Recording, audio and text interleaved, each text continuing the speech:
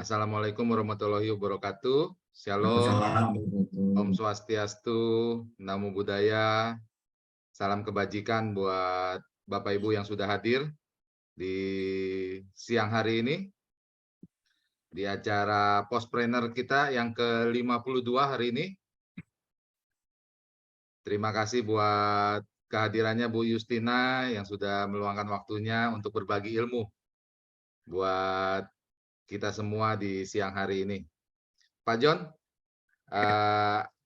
silakan dibuka Pak untuk Postpreneur 52. Assalamualaikum warahmatullahi wabarakatuh. Selamat pagi, salam sejahtera bagi kita semua. Yang saya hormati Ibu Justina Widowati. Beliau adalah VP Networking, Partnership, and Product Development dari PT Pos Indonesia. Selamat pagi Bu, semoga selalu. Kemudian saya hormati juga Pak Riki, rekan saya yang selalu setia untuk mengadakan kita acara ini. Dan juga disampaikan Pak Samsul Widodo, staf ahli Menteri di Kementerian Desa, beliau telah hadir pada pagi hari ini karena sama beliau sedang ada raker di Kementerian. Oke, tema kali ini kami akan mengangkat tentang apa layanan Pos Indonesia terkait dengan ekspor. Nah, tema ini sangat menarik sekali terkait dengan teman-teman UMKM ataupun BUMDes ataupun koperasi atau pelaku usaha dimanapun untuk bisa memanfaatkan layanan Pos Indonesia atau layanan di kantor pos untuk bisa melakukan pengiriman ke luar negeri. Nah, tema di webinar kita ini sebelumnya tentang membuat website, membuat landing page, membuat konten, tentunya sangat relevan sekali kalau bisa mengiklankan produk-produknya itu melalui website atau landing page agar check-out-nya bisa pembeliannya terjadi, tentunya pengiriman melalui layanan Pos Indonesia. Nah, bagaimana dan caranya, apa syaratnya, kemarin dari nanya kopi bisa nggak dikirim misalnya, atau bubuk kopi bisa nggak dikirim, atau daging dendeng misalnya, atau apapun. Jadi produk ini ada semua syarat-syaratnya dan kita belajar disampaikan oleh Bu Justina pada sesi kali ini. Oke, dan tentunya ini sangat waktu buat Bu Justin ini, kalau beliau ini kita panggil ini pasti sedang ke luar negeri, gitu ya. Sedang kemana-mana. Gitu. Wah. Agak susah nih, kita harus menghadirkannya, harus pesan-pesan 2 minggu sebelumnya atau 3 minggu sebelumnya untuk bisa hadir di acara ini. Nah, acara ini kita live-kan juga melalui channel YouTube di TV Desa. Kami mengucapkan terima kasih banyak ke TV Desa dan kemudian TV Desa Niaga yang sudah subscribe antara 40 ribuan lebih. Jadi channel ini bisa disiarkan sampai ke desa-desa ya melalui channel YouTube-nya. Kemudian disiarkan melalui live juga dengan ID Botani TV. ID TV juga menyiarkan kegiatan live webinar kita ini. Setelah itu, webinar nanti minggu depan, Kamis tetap jalan. Tema-tema tentang digital marketing kita akan hadirkan di acara ini. Dan tentunya stay terus di channel ini, di webinar ini. Dan intinya gratis, nggak berbayar. Gitu Pak. Luar biasa. Nggak berbayar dan hanya modal kuota, handphone, dan menyimak dan masuk ke grup, tentu akan mendapatkan informasi terkait dengan bisnis. Setelah itu, kita ikuti webinar ini selanjutnya. Oke, terima kasih Pak Joni. Nah, Bapak Ibu sekalian, acara Postpreneur ini terselenggara atas kerjasama PT Pos Indonesia dengan IAK Logistik sebagai salah satu strategic partner dari PT Pos Indonesia yang mengembangkan keagenan kantor pos di seluruh Indonesia. Maka dari itu, mungkin ada baiknya kita saksikan bersama company profile dari PT Pos Indonesia.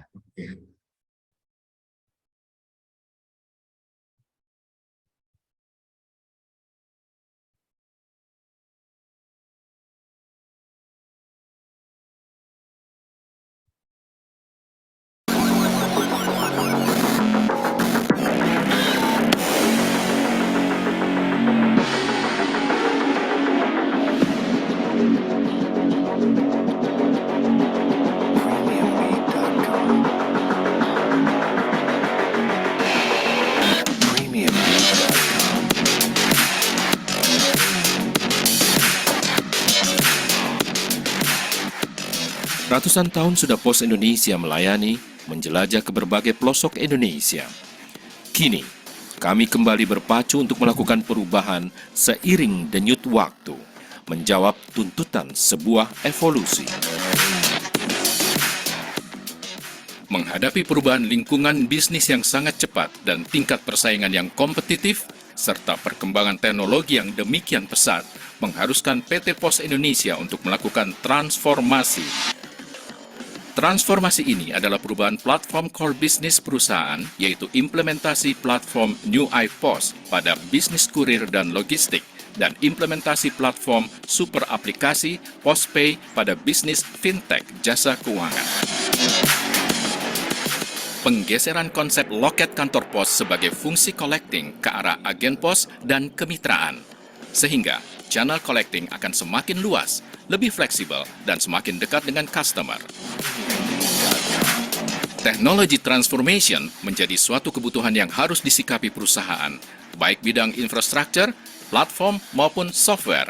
Oleh karena itu, salah satu strategi teknologi yang telah dilakukan PT Pos Indonesia adalah implementasi Cloud Computing System. Selanjutnya, Human Resources, Organization, dan Culture Transformation menjadi kunci dalam membentuk sumber daya manusia yang profesional, didukung culture akhlak, serta struktur organisasi yang memiliki karakter agile dan follow terhadap strategi perusahaan. Pos Indonesia di seluruh Nusantara kini bersatu bersama mitra-mitranya, memulai langkah untuk bangkit menjadi raksasa penyedia jasa layanan logistik dan pos terintegrasi. Membangun infrastruktur logistik, mesin-mesin mutakhir kelas dunia, transportasi yang lebih handal, jaringan jasa keuangan terpercaya, dan berbagai varian layanan produk untuk memenuhi dan memuaskan keinginan pelanggan. Pos Indonesia kembali akan menjadi pilihan utama bagi rakyat Indonesia untuk segala kebutuhan jasa pengiriman kurir, pos, layanan jasa keuangan. One Stop Solution.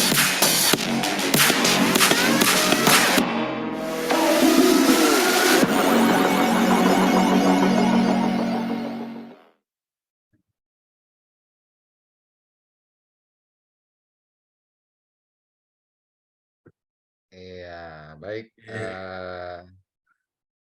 Tadi sedikit gambaran mengenai transformasi yang sudah dilakukan oleh PT Pos Indonesia dari perusahaan yang tadi disebut di CNN itu adalah perusahaan kolonial, sekarang bertransformasi menjadi perusahaan yang sudah menjadi perusahaan milenial, gitu ya Bapak Ibu ya. Betul. Gitu. Ini sangat luar biasa fitur-fiturnya, kayak kemarin disampaikan oleh Pak Amran, itu perubahan yang sangat luar biasa yang sudah dilakukan oleh PT Pos Indonesia. Ada yang bilang peserta itu PT Pos sudah menjadi aplikasi PosPay sudah kayak kantong Doraemon katanya ya Pak. Semua bisa. Saking lengkapnya. Betul. Itu produk layanan PosPay, layanan finansial kita yang berbasis digital. Bisa di-download di Play Store, di App Store, dan nikmati layanan tersebut. Bisa untuk kirim uang, bisa untuk bayar-bayar, bisa untuk transfer antara sesama rekening PosPay gitu ya, bisa kirim uang ke bank gitu. Termasuk layanan pos aja Pak Riki, layanan untuk digital dari layanan kurir kita, jadi bisa pick up, cek tarif, itu cocok banget buat Pak UMKM, apalagi ditambah dengan layanan pos ya, wah lengkap sudah. Iya luar biasa Pak, terima kasih. Nah Bu Justina, gimana kabarnya Bu hari ini?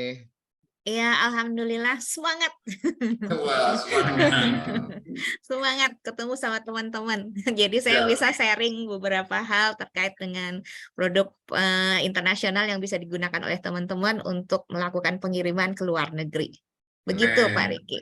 Betul. Karena ini banyak teman-teman juga yang bertanya-tanya mengenai ekspor. Mereka berpikiran ekspor itu harus kontaineran gitu Bu. Ya kan? Wah, mau nungguin sampai kapan kalau saya jualannya keripik harus sampai ngirimnya 1 kontainer gitu. Itu Gitu. dia kami hadir Pak Riki. Kita punya layanan yang Bapak mau kirim 500 gram aja ada gitu kan. Jadi yang mau kirim-kirim sampel dulu kan, kalau mau apa promo itu ke customer kan perlu ya, kadang-kadang customer pengen lihat sampelnya gitu. Kayak kita di betul. mana di Tanah Abang gitu, banyak yang jualan baju muslim, mau kirim, mau jualan di Malaysia, itu mereka Hmm. kirim-kirim sampel baju muslim, gamis gitu menggunakan Hmm. layanan Pos Indonesia. Itu contoh lah ya. Ya, ya, ya, ya, ya, ya. Oke. Oke, baik Ibu. Ini juga pastinya nanti Bu Justina akan menjabarkan apa aja sih produk-produk kiriman internasional dari PT Pos, syarat dan ketentuannya ya Bu, supaya Betul. teman-teman ini bisa paham ya, seperti tadi Bu Justina sampaikan bahwa ngirim setengah kilo aja bisa gitu ya. Iya. Oke Bu, Oke, tanpa membuang waktu dan tempat, saya persilakan Bu Justina. oke. Saya boleh share screen? Mangga, silakan. Mau Ibu atau Oke. ada staf lain yang? Kayaknya dari saya aja. Oke, silakan. Karena saya kalau ngomong tuh sukanya sambil ini menampilkannya, kadang-kadang saya maju mundur gitu kan, apa yang mau saya Oke. jelaskan gitu. Silakan Ibu. Oke. Kayaknya ada yang sharing ini deh, whiteboard. Boleh ditutup dulu. Kayaknya nggak ada yang Oke. jadi host, cuma Ya. kita kok Bu. Yang lain nggak bisa Oke, share. ini di layar saya tampilnya begitu. Sebentar ya. Oke.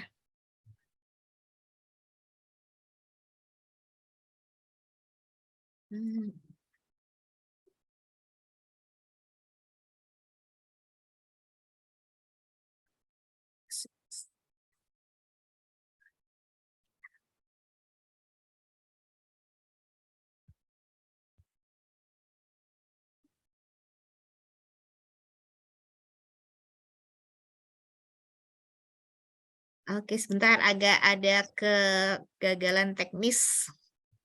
Iya, ditunggu. Oke.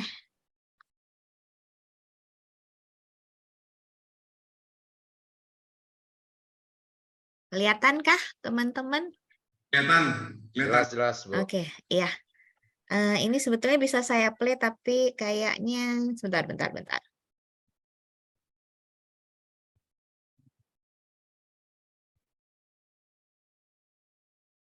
Iya. Oke.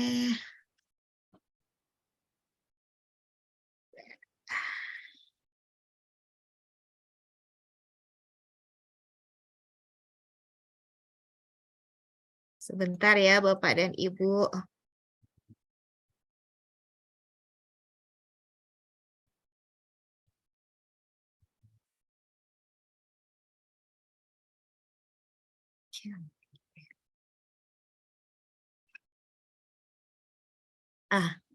Oke, ini saya ada apa namanya, play-nya agak susah diklik pada saat udah share screen.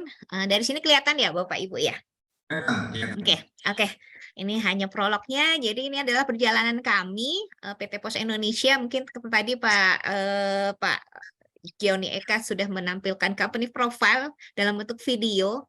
Tapi ini jadi sebetulnya PT Pos Indonesia itu kan hadir bahkan pada saat kita belum merdeka ya, belum PT Pos Indonesia juga namanya waktu itu ya, masih dikelola oleh pemerintahan Belanda.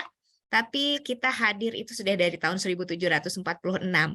Dan pada kenyataannya sebetulnya PT Pos Indonesia sudah melayani pengiriman ke luar negeri itu sejak menjadi anggota, sebenarnya Indonesia menjadi anggota UPU atau Union Postal Universal pada tahun 1877. Jadi kalau Bapak dan Ibu mungkin banyak mengenal PT Pos Indonesia lebih kepada pengiriman surat, sebetulnya sejak kita menjadi anggota UPU itu kita juga udah menerima layanan paket untuk tujuan internasional juga. Ini baru pembukaan ya Bapak dan Ibu, hanya pengenalan karena kami mendapat penugasan dari pemerintah Indonesia dalam hal ini melalui Kementerian Kominfo sebagai Designated Operator. Apa itu Designated Operator? Designated Operator adalah sebuah perusahaan yang ditunjuk oleh pemerintah sebuah negara untuk menjalankan operasional postal dalam sebagai dampak akibat bergabungnya Indonesia, pemerintah Indonesia menjadi anggota Universal Postal Union.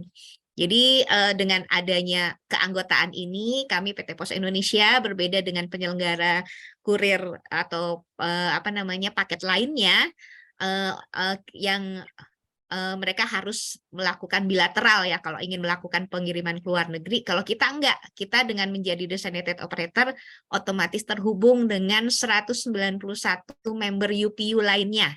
Sehingga kita kalau pengen kirim-kiriman surat atau paket, ya sudah, semua proses bisnis, semua dukungan teknologi, semua dukungan infrastruktur udah tersedia secara internasional sehingga kita tinggal langsung bisa membuka di kantor pos manapun yang terdekat dengan Bapak dan Ibu.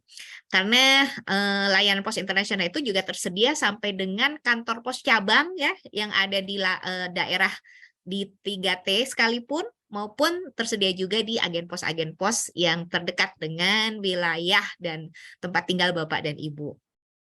Nah, ini adalah jaringan internasional yang tadi saya jelaskan, sehingga pada saat kita PT Pos sebagai penyelenggara pos Indonesia langsung terhubung dengan negara-negara ini. Di kawasan Amerika ada 19 country, di kawasan Europe ada 47 country, di kawasan Karibia ada 16 country, di Afrika ada 55 country, di Arab 22, dan kita adalah berada dalam region Asia Pasifik, di mana di dalamnya ada 33 country membernya gitu. Ini jaringan internasional. Jadi Bapak dan Ibu nggak perlu khawatir karena sebetulnya PT Pos Indonesia memiliki jaringan internasional terbesar ke seluruh dunia. Kalau dilihat ini sebetulnya hanya 192 country ya Bu dan Bapak, tapi sebetulnya wilayah jaringan itu sampai mencapai 233 negara. Karena di UPU itu 192 ini hanya yang menjadi member, tapi jadi yang menjadi member itu harus sebuah negara yang registrasi di PBB-nya itu diakui gitu ya. Bukan berarti yang lain tidak diakui, tapi banyak negara yang memiliki negara pecahan seperti keanggotaan Cina di UPU itu juga mengakomodir rekan-rekan kita yang berasal dari Hong Kong, Macau, dan Taiwan. Kemudian Prancis itu banyak punya wilayah teritori yang berada di luar wilayahnya sendiri. Jadi seperti itu. Jadi sebetulnya kalau Bapak dan Ibu pengen melakukan pengiriman, itu bisa dilayani oleh PT Pos Indonesia sampai ke 233 negara. Kemudian ini yang tadi saya ceritakan bahwa PT Pos Indonesia itu memiliki berbagai jenis layanan yang bisa Bapak dan Ibu pergunakan dan nggak perlu nunggu harus full satu kontainer. Karena satu koli pun kami layanin. Bapak dan Ibu hanya mengirimkan satu piece, satu koli dengan berat 500 gram itu juga bisa kami layani. International service yang kami punya ada banyak ya Bapak Ibu. Ada EMS internasional, ada pos ekspor, ada pos paket internasional, ada pos registered, ada e-paket.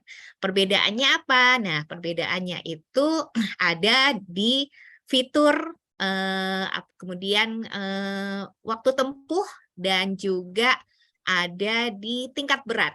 Nah, termasuk juga negara tujuannya, karena di beberapa layanan itu kita harus tidak bisa langsung, kita harus memastikan negara tujuannya juga memiliki dukungan infrastruktur yang bisa menjamin kiriman yang dikirimkan menggunakan layanan itu memang dapat disampaikan kepada penerima sesuai dengan fitur dan kualitas yang sudah kita janjikan kepada customer.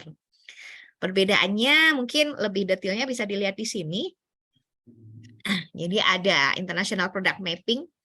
Produk yang paling premium yang kami miliki adalah EMS internasional, tapi saat ini kita masih terbatas ya, hanya 20 negara yang kita layani, karena EMS internasional ini adalah layanan premium yang mengutamakan waktu tempuh, dan untuk menyelenggarakan ini PT Pos Indonesia harus memastikan dukungan dari maskapai penerbangan tersedia, tidak boleh mampir-mampir ya kirimannya, jadi kita harus mencari flight yang direct ke sebuah negara tujuan. EMS internasional ini dapat melayani kiriman sampai dengan 30 kg. Karena memang regulasi internasional mensyaratkan bahwa pengiriman EMS dibatasi sampai 30 kg.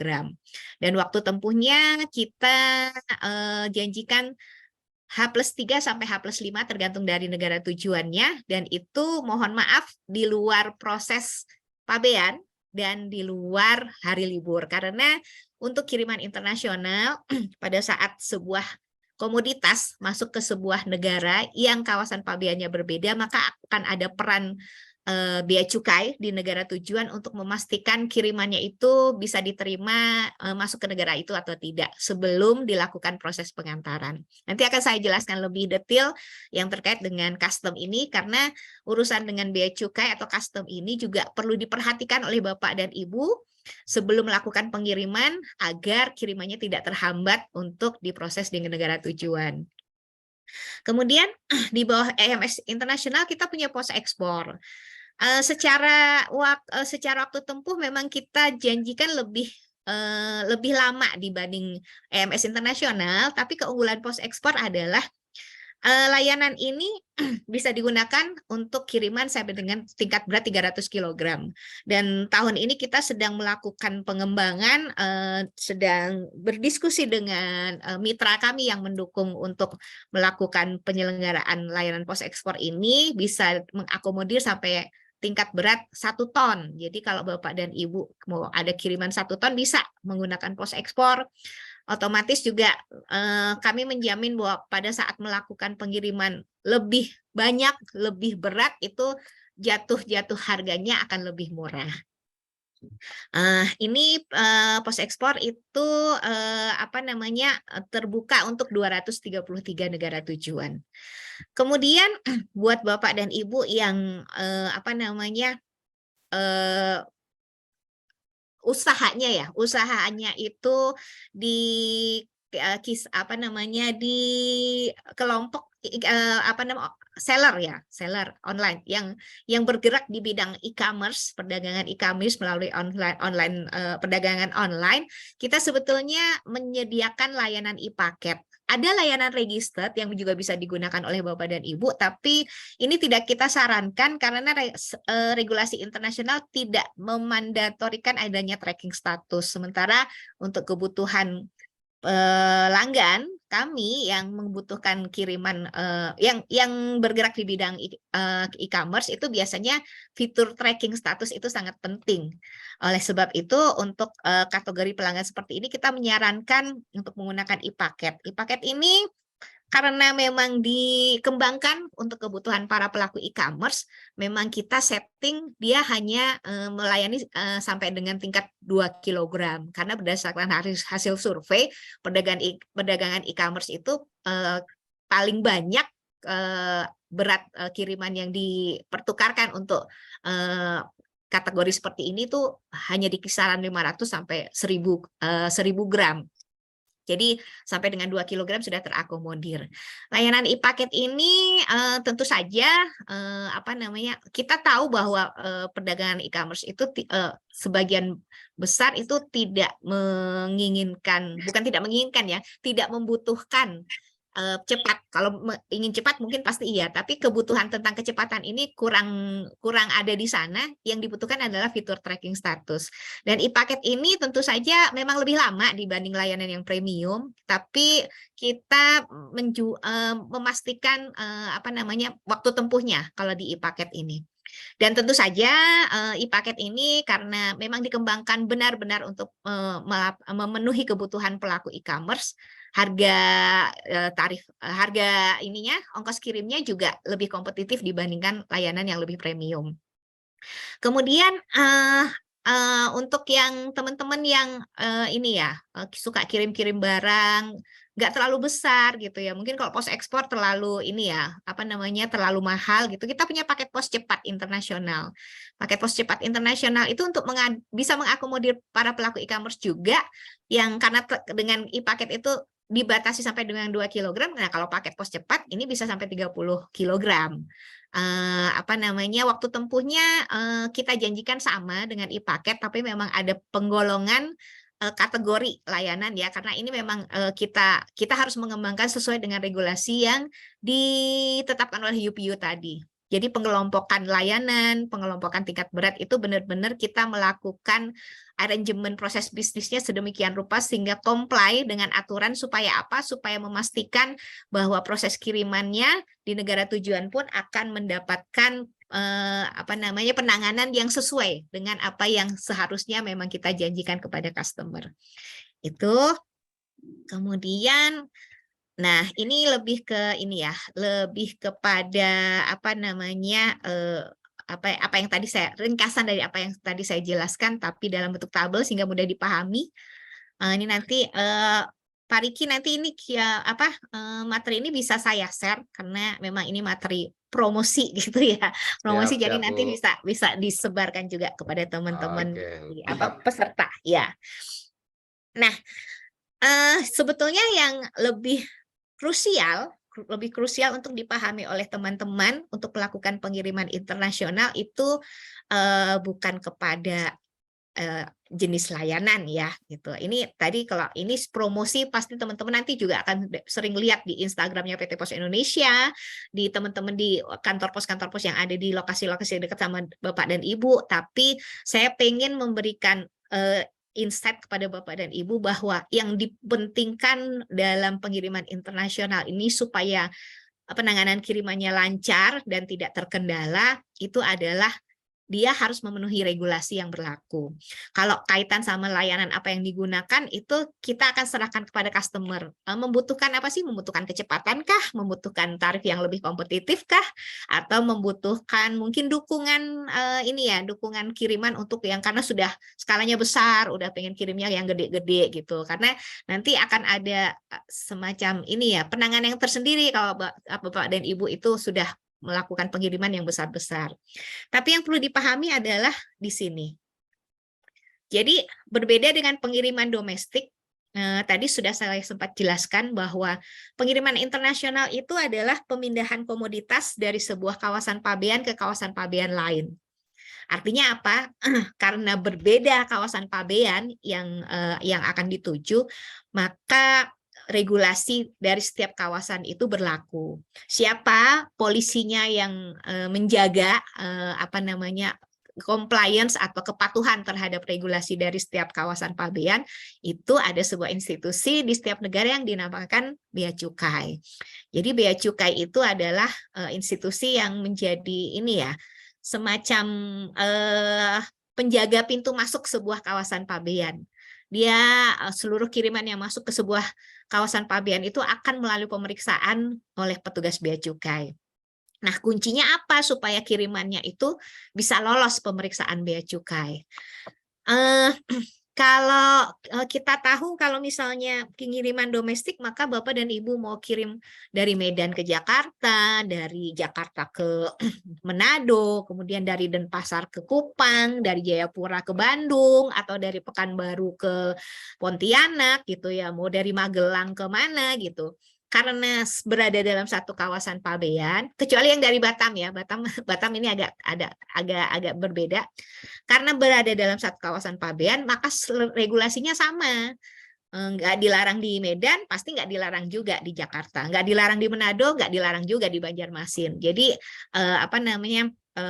proses di penerimaan di loket lebih mudah sepanjang komoditas kirimannya tidak melanggar regulasi general untuk dikirimkan lewat pos, itu pasti bisa diterima. Nah, kalau kiriman internasional kita perlu aware terhadap regulasi yang berlaku. Regulasi apa saja? Yang pertama adalah regulasi ekspor dari Indonesia. Regulasi ekspor dari Indonesia ini ditetapkan oleh kaitan sama komoditas, itu yang menetapkan adalah Kementerian Perdagangan. Jadi pemerintah Indonesia memiliki concern terhadap komoditas-komoditas tertentu, apakah dia boleh atau tidak keluar dari Indonesia. Kenapa? Ada kebijakan strategis dari pemerintah Indonesia tujuannya macam-macam ya. Ada yang kaitannya sama menjaga ada yang kaitannya menjaga dengan nilai strategis dari sebuah komoditas, ada juga yang menjaga ini ya, menjaga supaya kebutuhan masyarakat di dalam negerinya terpenuhi lebih dulu gitu ya. Jadi itu harus ditetapkan oleh pemerintah. Itu sebabnya Bapak dan Ibu nanti akan menemukan ada barang-barang yang nggak boleh keluar dari Indonesia, nggak boleh ekspor gitu ya. Dan jangan coba-coba juga kalau udah tahu dilarang ekspor, jangan coba-coba juga untuk melakukan pengiriman karena pasti akan pasti akan ketahuan. Dan siapa polisinya ya tadi bea cukai. Kemudian yang kedua adalah memenuhi persyaratan dari instansi yang berkepentingan, seperti Balai Karantina. Balai Karantina ini dia concern terhadap komoditas yang berasal dari tumbuhan dan hewan. Jadi Balai Karantina ini concern dia adalah terhadap meminimalisasi penyebaran sebuah hama penyakit atau dampak dari sebuah mikroorganisme yang menyebabkan penyakit gitu ya. Jadi dia concern di sana. Tujuannya adalah seperti itu. Kemudian dari BPOM, Badan Pengawas Obat dan Makanan, itu juga concern dari BPOM di sini adalah memastikan bahwa obat dan makanan yang akan dikirim itu memang layak edar dan layak pakai. Kemudian ada lagi Balai Konservasi Sumber Daya Alam atau BKSDA. Bapak dan Ibu ketahui Indonesia ini kaya dengan keanekaragaman hayati ya, baik tumbuhan maupun hewan, flora dan fauna. Dan di antara keanekaragaman hayati flora dan fauna itu ada sebagian flora dan fauna yang sudah masuk kategori nyaris punah atau punah atau dilindungi gitu ya. Ada beberapa istilah di sana di mana BKSDK memastikan bahwa jika ada pengiriman sebuah komoditas tumbuhan atau hewan itu dipastikan bukan termasuk kategori yang dilindungi. Kalau yang dilindungi biasanya nggak akan boleh dikirim karena itu memastikan di Indonesia spesies itu tetap tersedia gitu ya, tetap ada di Indonesia, jangan sampai punah. Itu concern dari BKSDA. Kemudian beberapa institusi lah ini ya institusi yang umum ya, yang umum.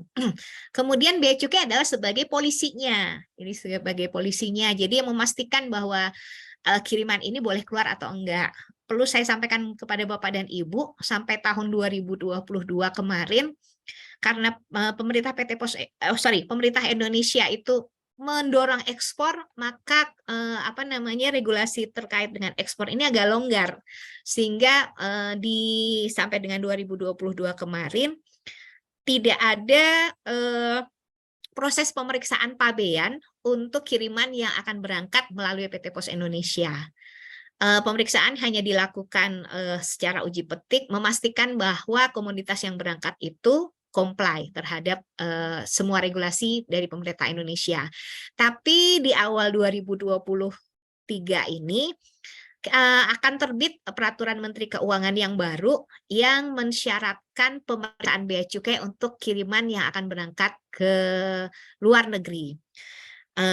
Sebetulnya ada beberapa tujuannya adalah untuk memastikan, jadi ada 11 komoditas strategis yang itu akan dikenakan pajak oleh pemerintah Indonesia pada saat dia diekspor ke luar negeri. Jadi kalau yang kemarin mungkin concern kami terhadap kiriman internasional ini kepada kiriman yang masuk ke Indonesia untuk compliance terhadap pembayaran pajaknya. Kalau yang nanti mulai 2023 ini nanti akan berlaku juga untuk yang kiriman ekspor. Nah, 11 komoditas strategis itu apa saja? Saya juga nggak hafal ya, nanti saya sampaikan lewat sebuah list saja. Nah, tapi ini akan berdampak terhadap proses penerimaan di loket, Pak Riki, termasuk nanti buat para agen pos ya Pak Riki, ini harus dipastikan nih bahwa memenuhi seluruh SOP yang sudah kami tetapkan untuk penerimaan di loket. Jadi supaya kirimannya jangan sampai tertahan bahkan sebelum berangkat ke luar negeri gitu. Siap, Bu. Ya, tuh. Nah, tadi kaitan sama regulasi ekspor untuk memastikan bahwa komoditas ini sudah memenuhi sudah memenuhi peraturan dari pemerintah Indonesia, maka ada beberapa dokumen yang harus diikutkan menyertai komoditas yang dikirim. Kalau kaitan sama komoditas yang berasal dengan produk hewan dan tumbuhan, tentu saja dokumennya akan diterbitkan oleh Balai Karantina. Kalau yang terkait dengan Badan Pengawas Obat dan Makanan itu sebetulnya ada yang harus berbentuk dokumen, ada yang tidak. Seperti contohnya kalau kaitan sama makanannya boleh dikirim atau enggak. Negara tujuannya mensyaratkan harus ada izin BPOM. Itu biasanya sudah, kalau dia sudah punya nomor PIRT gitu ya, itu tuh udah nggak perlu dokumen yang lain lagi gitu, karena sebuah institusi, seorang produsen mendapatkan izin PIRT itu kan sebetulnya sudah melalui proses ini ya, proses survei ya, apakah produk yang dihasilkannya itu sudah memenuhi seluruh ketentuan yang berlaku gitu. Nah, kemudian selain regulasi ekspor, harus memenuhi regulasi terkait alat angkut. Untuk internasional, berangkat dari Indonesia itu kita menggunakan 2 moda, udara dan laut. Kalau yang darat nggak ada ya Pak, Bapak dan Ibu. Udara itu ditetapkan oleh IATA, sedangkan laut oleh IMDG. Jadi ada institusi internasional yang melakukan aturan bagaimana sebuah komoditas diangkut oleh sebuah jenis alat angkut gitu ya. Udara itu biasanya mensyaratkan nggak boleh ada yang gampang dihafalkan adalah dia nggak boleh mengandung baterai, nggak boleh mengandung dangerous good itu ya. Itu aturan-aturan seperti itu. Kemudian yang ketiga yang paling penting, dan ini selain harus dipahami oleh Bapak Ibu yang akan melakukan ekspor, ini juga harus dipahami oleh kolega Bapak dan Ibu yang akan menerima di sana gitu ya. Jadi sama dengan Indonesia yang tadi juga memilih-milih komoditas mana saja yang bisa keluar dari Indonesia, setiap negara itu juga memiliki kepentingan untuk mengatur komoditas apa yang boleh masuk ke negaranya. Jadi sebuah komoditas itu bisa jadi dilarang impor untuk masuk ke negara A, tapi nggak apa-apa masuk ke negara B. Jadi perlu dipastikan Bapak dan Ibu nanti sebelum melakukan pengiriman mencari tahu juga regulasi terkait komoditasnya itu apakah boleh masuk ke negara tujuannya. Nah, boleh masuk belum berarti juga kita boleh seenak kita untuk melakukan pengiriman, karena boleh masuk itu bisa jadi dibatasi gitu ya, dibatasi jenis komoditasnya, dibatasi jumlahnya dan sebagainya. Kemudian kalau kaitan dengan persyaratan dari instansi sama ya, jadi masuk ke sebuah negara itu juga kadang-kadang dibutuhkan dokumen impor gitu ya, yang dokumen impor apa? Posisinya sama dengan yang tadi pada saat untuk ekspor ya, lolos karantina, kemudian izin edar di negara tujuannya, kemudian lolos pemeriksaan custom dan sebagainya. Nah, kalau berangkat dari Indonesia itu butuh dokumen ekspor, kadang-kadang masuk ke sebuah negara itu si penerima di sana itu juga ada beberapa komoditas yang negaranya mensyaratkan dia juga harus mensubmit dokumen impor. Contoh nih Bapak dan Ibu, pada saat kita melakukan pengiriman, ambillah contohnya obat ya, yang gampang untuk dijelaskan obat. Pengirim yang melakukan pengiriman itu perlu memastikan bahwa obat yang dikirimkannya itu memang memenuhi regulasi dokumen dari Indonesia. Contohnya misalnya harus ada resepnya, karena nggak boleh digunakan sembarangan. Nah, di negara tujuannya kadang-kadang juga gitu. Dia tidak mengizinkan obat itu beredar di sana, kecuali untuk kepentingan pribadi pengguna. Nah, itu juga sih nanti yang penerima di sananya pasti akan juga dihubungi oleh Bea Cukai, dia harus mensubmit dokumen apa. Setiap komoditas beda requirement dokumennya. Biasanya nanti pada saat kiriman itu sudah sampai sebuah negara, masuk ke pemeriksaan Bea Cukai akan ngasih tahu ke penerimanya, tolong dipenuhi dokumen-dokumen ini gitu. Dan sebetulnya di banyak negara sebetulnya pola submit untuk dokumen ini juga nggak susah sih sebetulnya ya. Seperti di Indonesia, di Bea Cukai Indonesia, Bea Cukai Indonesia itu sudah sudah menyediakan sebuah media untuk kalau misalnya ada seseorang menerima sebuah kiriman, kemudian dia harus ada hal dokumen yang perlu dia penuhi, itu bisa lewat email, bisa lewat website dan sebagainya. Dan saya rasa setiap negara tujuan itu juga di era digitalisasi seperti ini, setiap negara akan mengembangkan kemudahan bagi customer-nya untuk memenuhi dokumen impor yang diperlukan. Nah, satu yang seringkali menjadi masalah Bapak dan Ibu, tadi saya bicara bahwa kirimannya yang menuju ke sebuah kawasan yang berbeda, maka akan berlaku regulasi di kawasan tersebut. Yang perlu Bapak dan Ibu pastikan juga pemahaman penerima di negara tujuannya terkait dengan barang yang akan Bapak Ibu kirim itu, tolong dipastikan juga penerima akan memahami ketentuan pajak yang akan diberlakukan. Karena seringkali terjadi kiriman dari Indonesia sudah sampai di sana, ternyata penerimanya nggak tahu kalau itu kena pajak dan dia keberatan bayar pajaknya.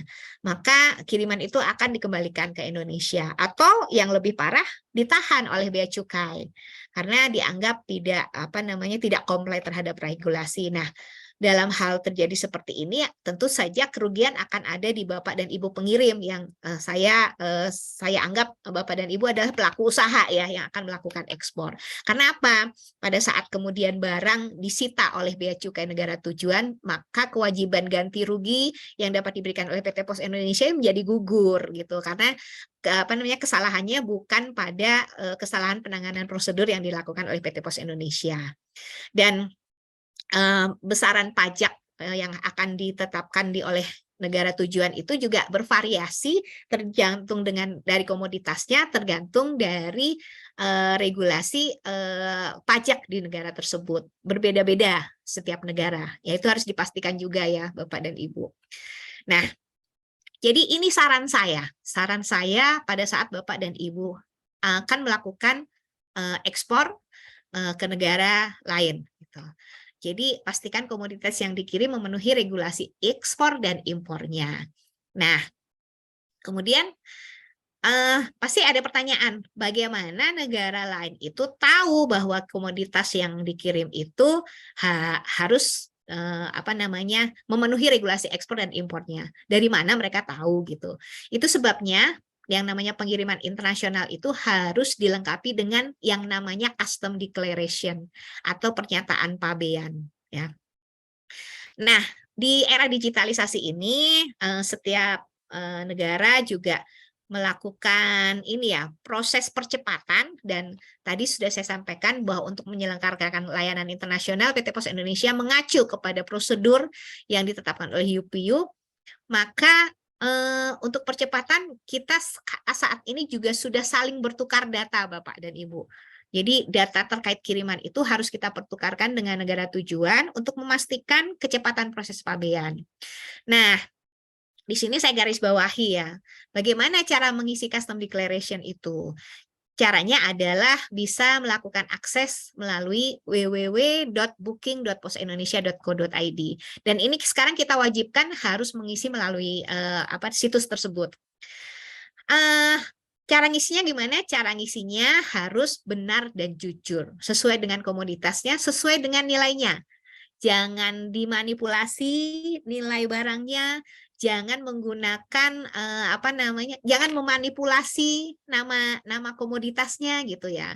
Jadi kejujuran Bapak dan Ibu untuk melakukan pengisian custom declaration itu sangat berpengaruh pada kesuksesan kiriman internasional yang Bapak Ibu miliki bisa sampai ke penerimanya. Nanti saya jelaskan di belakang lebih detail.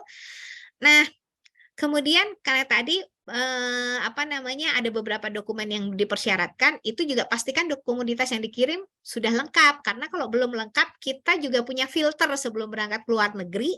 Kalau tidak lengkap, itu pasti kita kembalikan dulu untuk dilengkapi. Kalau nggak akan bisa berangkat. Ya.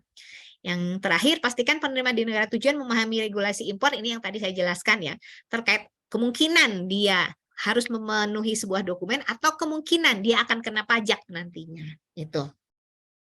Nah, saya lanjutkan. Dalam pertukaran kiriman internasional ada ketentuan yang dinamakan larangan dan pembatasan atau prohibited dan restricted item. Yang dimaksud larangan dan pembatasan ini apa?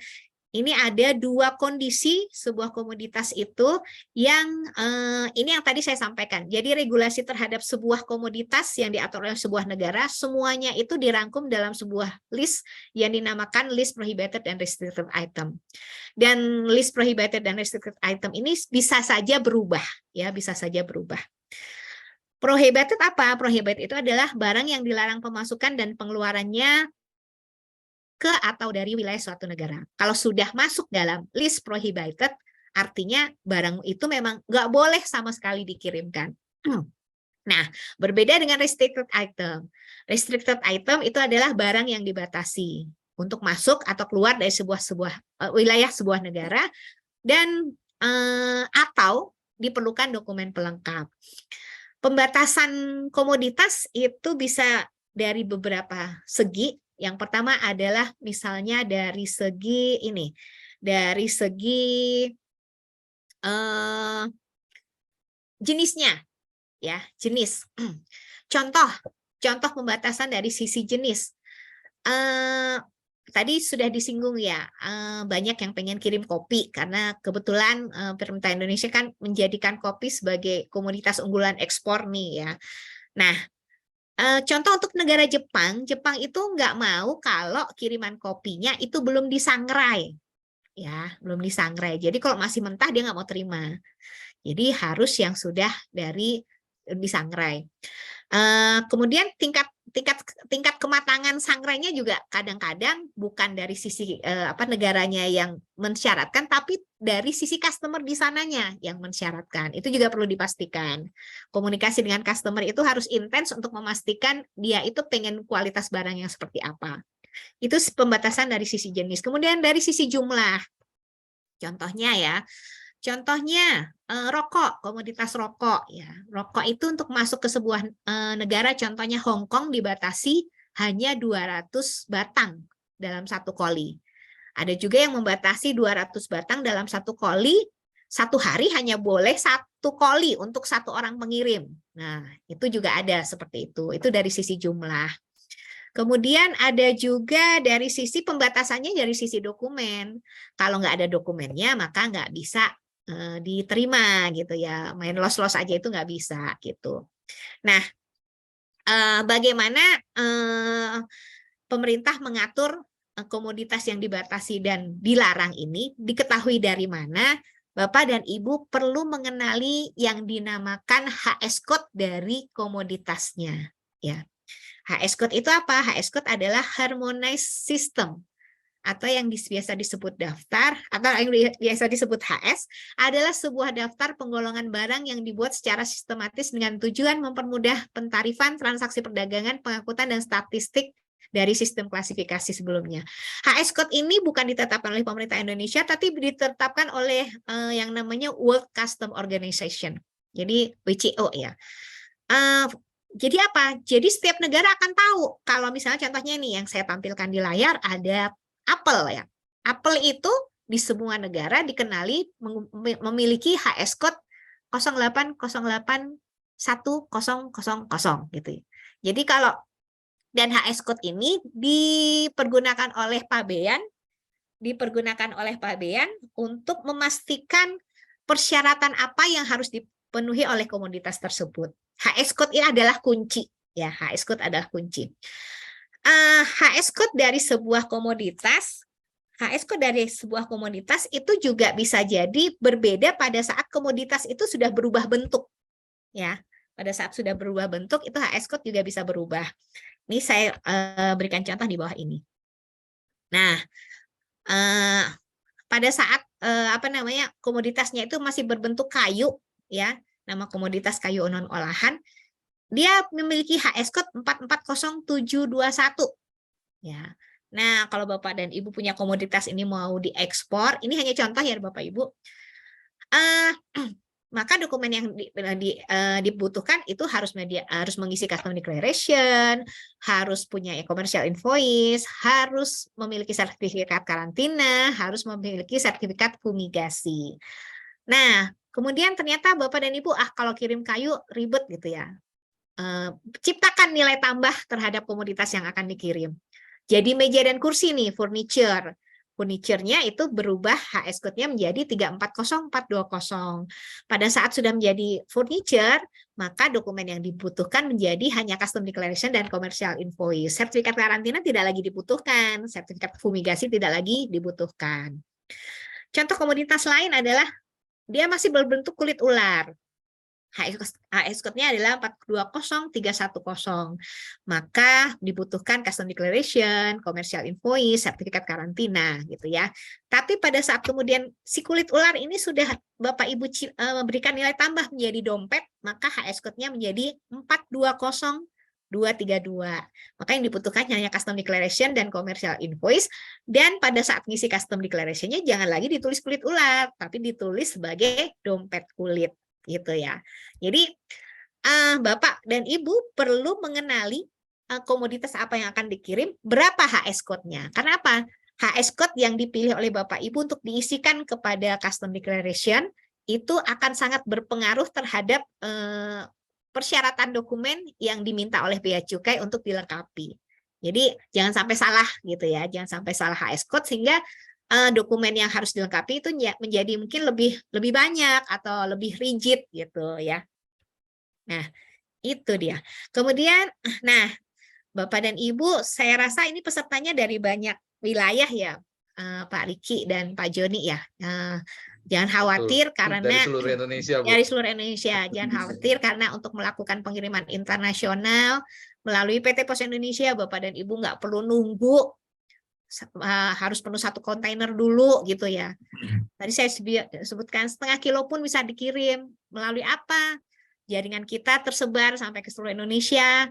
Kita punya kantor cabang utama 51, ada kantor cabang gitu ya 886. Kita punya agen pos yang membantu PT Pos Indonesia mendekatkan layanan di kawasan Bapak dan Ibu. Atau kalau males pergi ke kantor pos tinggal panggil Oranger. Ya kan, tadi Bapak Joni Eka udah menyampaikan ada aplikasi pos aja gitu ya. Bisa booking order di situ supaya saya punya kiriman nih, tapi saya males ke kantor pos, ya udah tolong diambilin deh gitu kan. Oranger nanti yang akan membantu Bapak dan Ibu untuk melakukan pengiriman ke kantor pos. Itu dia materi saya.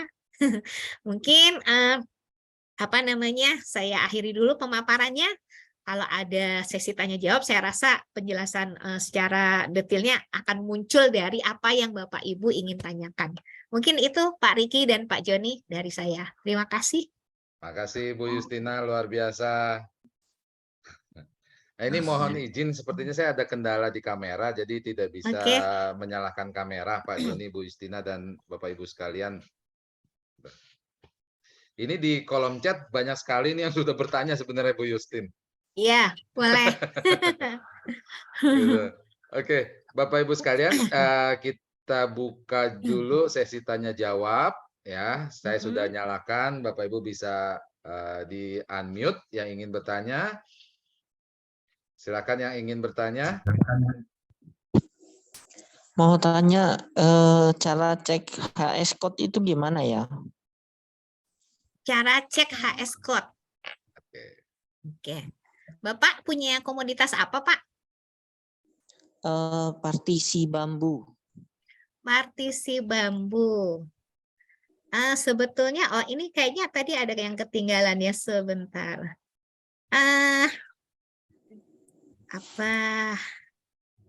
Sorry. Saya ini dulu.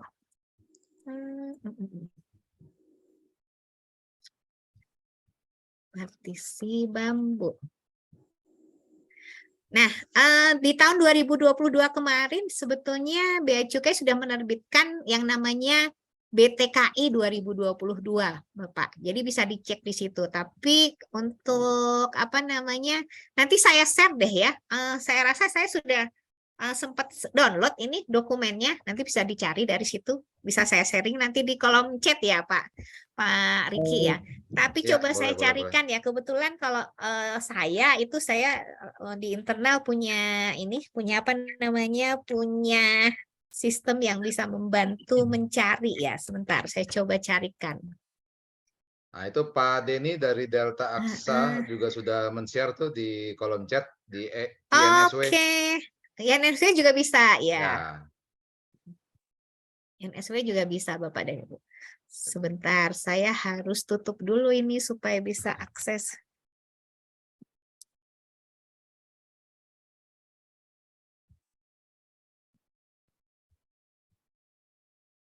Oke, kalau partisi dari bambu itu bisa dikategorikan sebagai artikel dari bambu ya. Itu kalau di list saya ada di HS Code 460211. 460211 ya Bapak. Tapi Baik. kalau pengen detail tadi di BTKI itu bisa dicari juga. Tuh ada yang nyebut juga tuh di kolom chat 4602 ya. 4602 itu apa namanya HS code 4 digit ya. Di catatan saya HS code 6 digit adalah 460211. Oke. Oke. Satu-satu. Oke. Halo, dengan Gatot dari Bandung, boleh bertanya? Boleh, iya Bang. silakan. Iya, saya supplier tepung mokaf, tepung yang terbuat dari singkong dengan HS code 110620010. Tidak masuk kategori dangerous good dan tidak juga masuk kategori lartas. Nah, untuk saat ini saya lagi sibuk ngirim-ngirim sampel nih 500 gram. Nah, itu kalau untuk PT Pos sendiri saya belum pernah nyoba. Itu apakah oh ya, untuk sertifikat halal saya sudah pegang, PIRT juga, dan juga analisis dari lab independen sesuai dengan SNI. Sudah ada sertifikatnya.